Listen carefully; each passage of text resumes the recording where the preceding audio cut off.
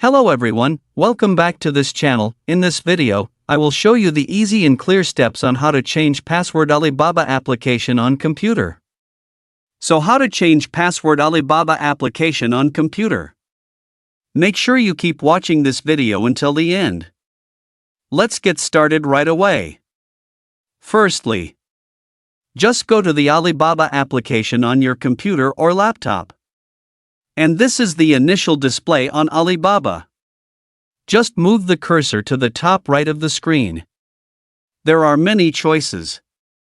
Tap this profile icon. Here a scrolling menu will appear like this. And then tap the account menu. Many menu options will appear like this. Tap the change password menu. Here you are asked to enter a code. See the code in your email inbox. Here a new password creation will appear.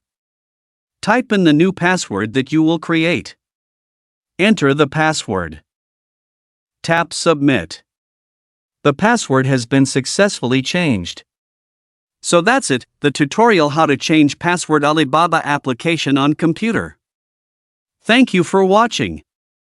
I hope this video is useful. See you in the next video.